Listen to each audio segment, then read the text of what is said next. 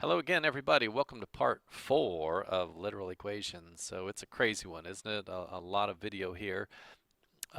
Different stuff for you too, and hopefully you're getting stretched a little bit and learning something here. So we are on the very last page, page 4. It's kind of the back page of those notes.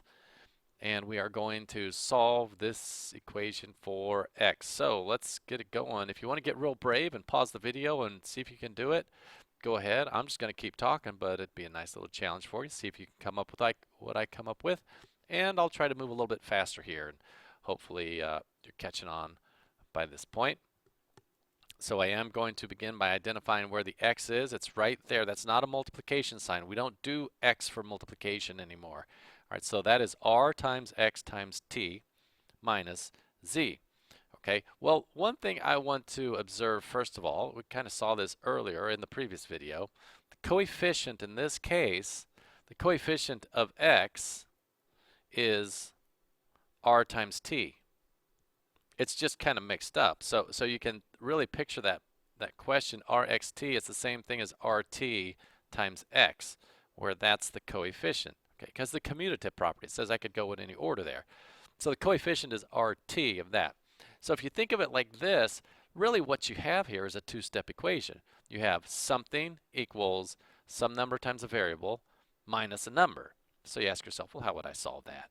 Hopefully what you would do first is add z to both sides. Since you have a negative z right there, you add a positive z right there. Here is your zero pair. You just created it.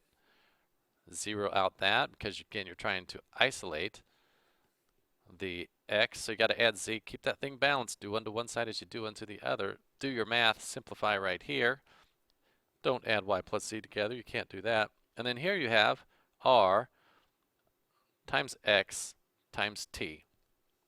And if you want to write that like I did over here, you can. It's the same thing, rtx, rxt. They're all being multiplied there. So basically here you have r and t multiplied times x. So what you're going to do, hopefully, here, you're going to divide by rt. Rt just represents some number. Don't let that scare you. Divide that by rt. Do unto one side as you do unto the other. You better do it over there then. Here, you see, there's r divided by r is 1. 1 times x. T divided by t is 1. So look what you've done. You've isolated x over here. Over here, there's nothing, no same variables, so you can't do anything other than just leave that y over z times rt.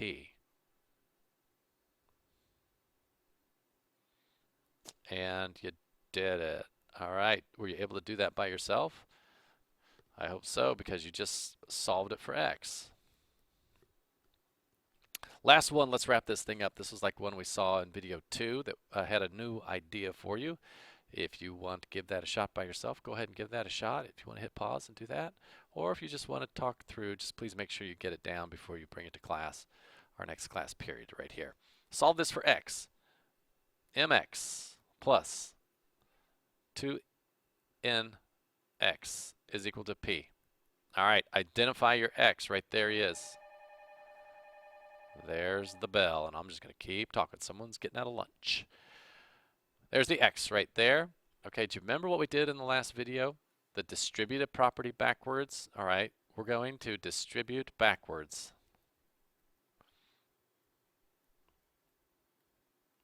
All right, your key to see that is that you have two x's being added.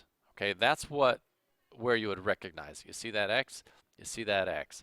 So if you put this x here and then take it out, you have m plus 2n is equal to p. Because think about, if you distribute that, this times this would give you that. Plus this times this would give you that. What that's actually called is factoring, and we do that later in the year. That gets really hard. That's a pretty tough part of the year. That usually happens after the like around January and February in the third and fourth quarter. It's a tough deal to learn how to factor. But this step we should be able to handle if you know what the distributive property is. All right, now you've got coefficient of x. I'll abbreviate here. Coefficient of x is m plus 2n. So you have to divide the coefficient of x. It's just x times a number. The number just looks like m plus 2n. So you divide it out. And do unto one side as you do unto the other. As long as you keep things balanced, you can work it out. If you want to put it in parentheses, you can. If that looks better, there's your 1 right there. See, this over this is 1. X is equal to P over M plus 2N. Is X isolated? Yes, it is. Are you happy? I hope so. I am happy because you're done. All right. Were you able to do that by yourself? If you were, you're rocking and rolling with it. And we will pick up in class when I see you next. Have a great day.